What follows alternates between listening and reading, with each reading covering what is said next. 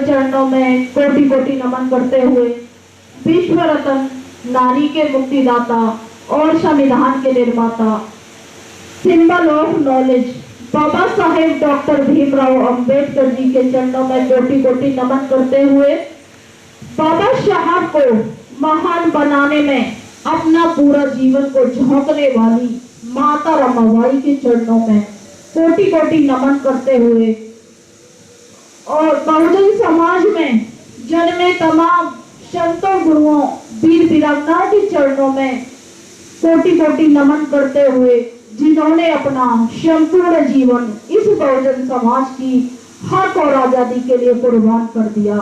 और पूज्य बनते जी को वंदनामी और आप सभी के लिए नमो बुद्धाय, जय भीम।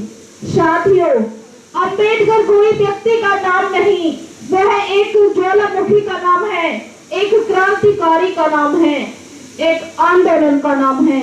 इसीलिए अमेरिका जैसे शक्तिशाली राष्ट्रपति कहते हैं कि काश भीमराव अंबेडकर हमारे देश में पैदा होते तो हम उन्हें शूद्र कहते। इस संसार में बहुत सारे डॉक्टर हुए और ये आप सभी जानते हैं, उन डॉक्टरों ने बहुत ही भयानक बीमारियों के इलाज भी किए, जैसे खांसी, जुकाम और बहुत सारे अनगिनत बीमारियों के इलाज किए। लेकिन इस संसार के सर्वश्रेष्ठ डॉक्टर बाबा साहेब डॉक्टर भीमराव अंबेडकर जी हैं, जिन्होंने बहुजन समाज की बहुत ही भयानक बीमारी का इलाज किया। जिनके गले में हांडी हुआ करती थी, उनके गले में टाई बाबा साहब ने लगा दी, और जिनकी कमर के पीछे झाड़ू हुआ करती थी, उनकी कमर के पीछे कुर्सी बाबा साहेब ने लगा दी।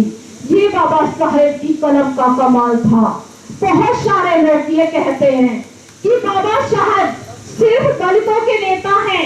मैं समझती हूँ उन्होंने बाबा साहब को शायद पढ़ा ही नहीं, क्योंकि बाबा साहब दलितों के नहीं, पूरे देश के नेता हैं। प्रत्येक व्यक्ति के लिए बाबा साहब ने काम किए, चाहे वो महिला हो, किसान हो, पुरुष हो, मजदूर हो, सभी के लिए काम किए। तमाम भारत के अंबेडकर वादियों के लिए, दलित शोषित पीड़ित नारियों के लिए एक तूफान का माहौल है। और मौसम विभाग के वैज्ञानिक ये कहते हैं कि जब तूफान आने वाला हो तो अपने अपने घरों से बाहर निकल जाएं। जिन कोठी बंगला में आप रह रहे हैं, वह आपके लिए कब्रिस्तान बन जाएगा यदि अपने हक, अधिकार और स्वाभिमान को बचाने के लिए वर्तमान की परिस्थितियों को देखते हुए यदि अब नहीं जागे तो हमारी आने वाली पीढ़ियां गुलाम बनेंगी और उनको गुलामी से कोई नहीं बचा सकता। क्योंकि मुर्दे पड़े हैं अपने अपने घरों में और जिंदा मुर्दे खाते पीते चढ़ते मुर्दे पड़े हैं अपने अपने कमरों में।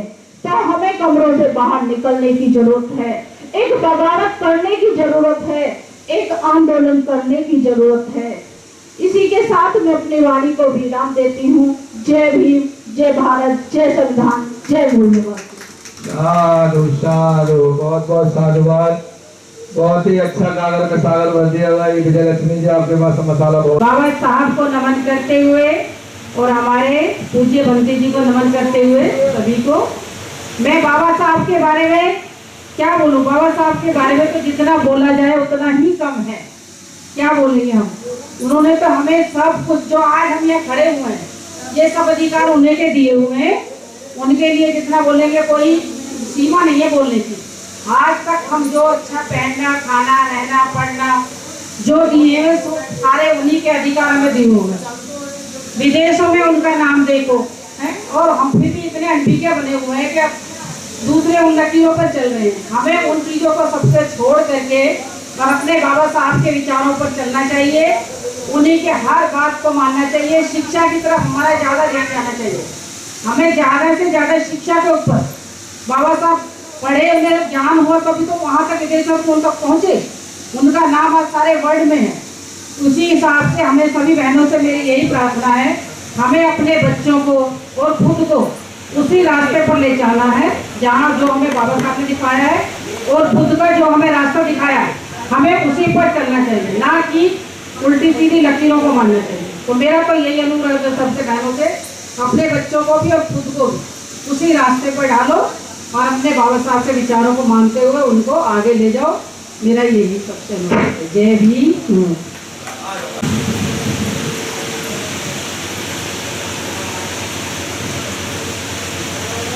सबसे पहले तथागत के चरणों में श्रद्धा के सुमन अर्पित करते हुए और बाबा साहेब नारी के मुक्तिदाता के बार बार नमन करते हुए और भिक्षुगण को मेरी बार बार नमामि और सभी बहनों को मेरा नमो बुद्धाय जय भीम।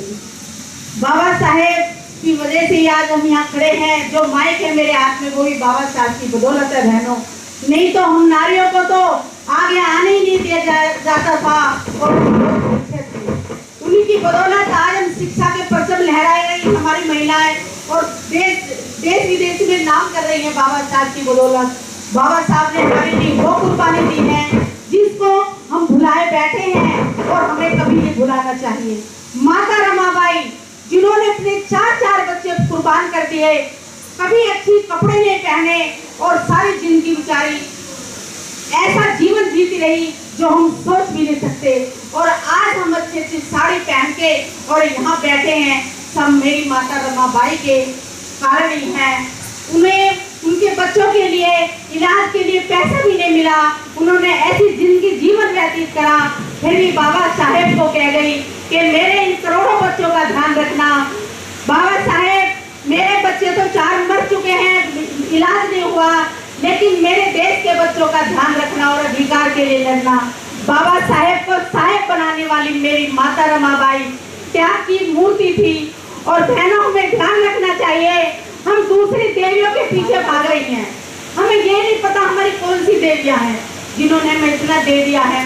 माता सावित्रीबाई फुले है, शिक्षा का अधिकार दिया, नहीं तो आज हमारी बहनें कुछ नहीं पढ़ पाती। उनकी सभी समाज के लिए, हमारे समाज के लिए नहीं, सभी समाज के लिए सावित्रीबाई फुले जी ने स्कूल खोले, कॉलेज खोले और उनकी बदौलत हम यहाँ हैं।